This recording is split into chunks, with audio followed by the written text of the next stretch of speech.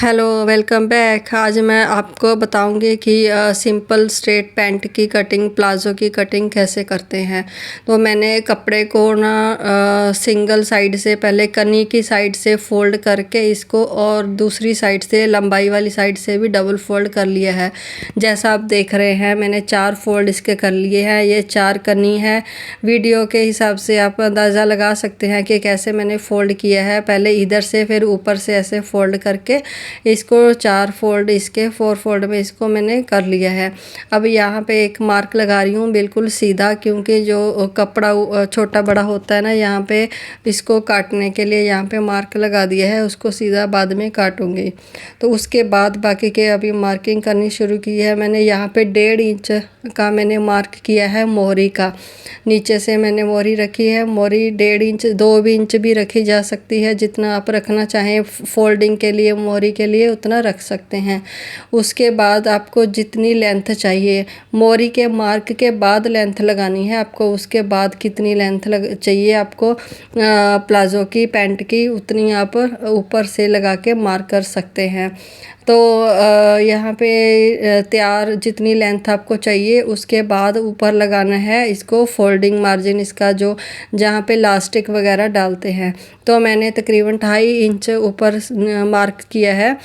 Length के बाद 2.5 inch और मार्क किया है इसका लास्टिक डालने के लिए, फोल्डिंग के लिए, नाड़ा या लास्टिक जो भी आप डालना चाहें तो यहाँ पे मार्क कर लेना है। बाकी डिपेंड करता है कि आप कितनी चौड़ाई में इलास्टिक डाल रहे हैं। तो मैं यहाँ पे 1.25 इंच की चौड़ाई की इलास्टिक डालूँगी, उस हिसाब से मैंने 2.5 इंच रख लिया है।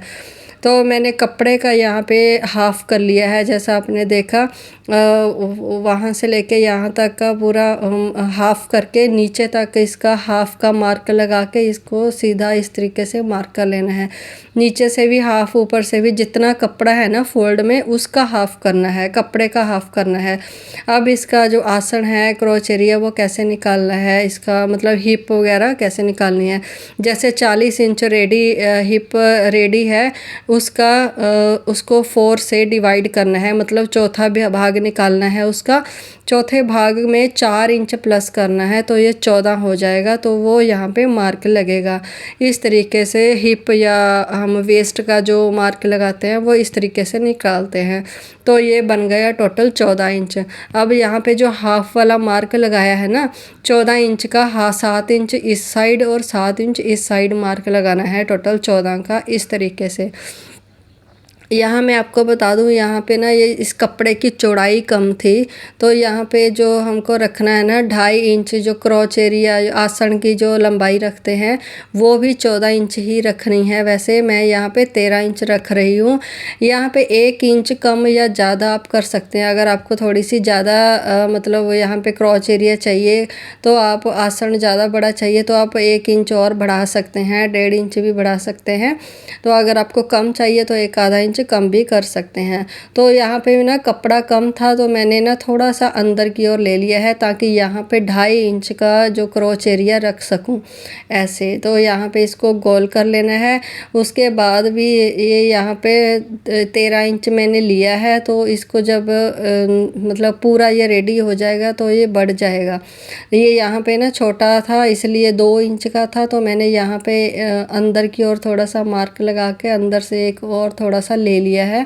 तो इसको 2.5 इंच पूरा करने के लिए यहाँ पे दोबारा इसको मार्क किया है। ये वाली सिलाई नहीं, ये वाली, क्योंकि ये कपड़े की चौड़ाई कम है। अगर आपके पास जो कपड़ा है आप बना रहे हैं उसकी चौड़ाई ज़्यादा है, तब आपको ये करने की ज़रूरत नहीं पड़ेगी।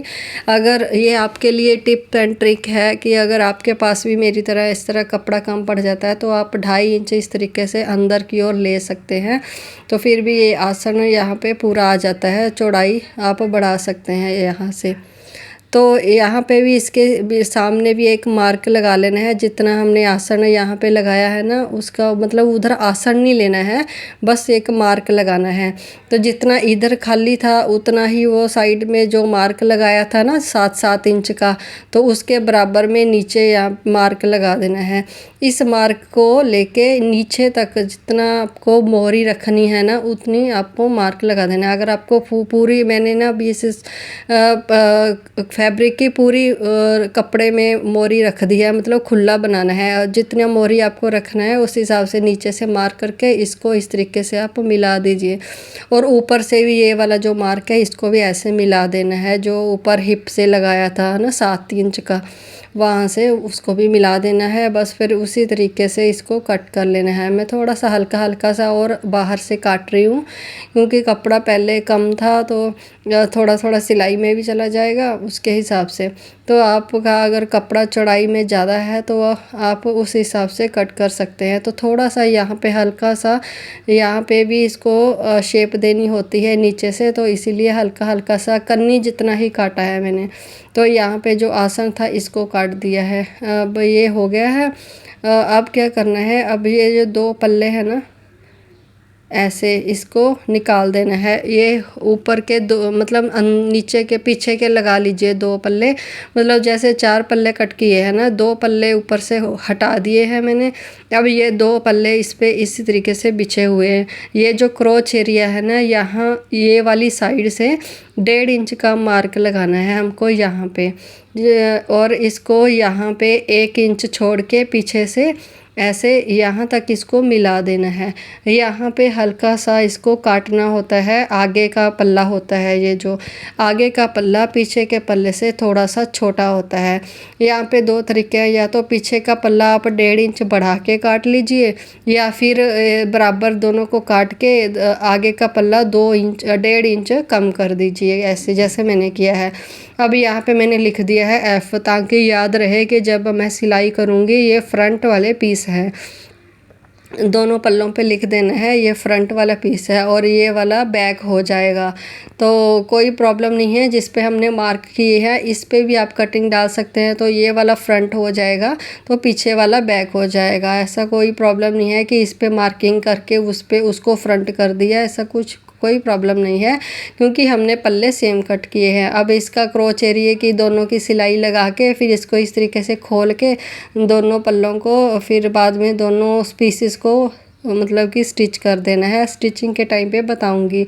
अब अगर आपको अस्तर वाला या इनर वाला या लाइनिंग वाला, जैसे जो भी आप बोलना चाहें, वो वाला मतलब प्लाज़ो कट कर रहे हैं, तो आपको क्या करना है, कपड़ा लेना है, जो भी मेन फैब्रिक है आपका उसको 4 फोल्ड में बिछा लेना है। 4 फोल्ड में बिछाने के बाद इसके ऊपर ये जो हमने कपड़ा मैंने कट किया है प्लाज़ो, उसको इसके ऊपर बिछा लेना है पैंट को। ठीक है, पैंट को बिछा के इसी की तरीके से जैसे जैसे ये कटा हुआ है वैसे वैसे ही काट लेना है, जैसा आप वीडियो में देख रहे हैं। ऊपर से भी ऐसे काट लेना है, सभी साइडों से मतलब ऐसा ही काट लेना है, सेम जितना ये कटा हुआ है। तो यहाँ पे भी 2 तरीके हैं, या तो आप 2 पल्ले 2 डबल फोल्ड करके मेन फैब्रिक को दोनों पल्लों के हिसाब से 2 पल्ले बिछा के काट सकते हैं। अब जैसे मैंने किया है, मैंने मेन फैब्रिक के 4 पल्ले साथ में काट दिए हैं, और उसके बाद जो फ्रंट वाला पल्ले थे है ना, उसको 1.5 इंच कम किया था, तो वो बाद में उसको कट कर सकते हैं।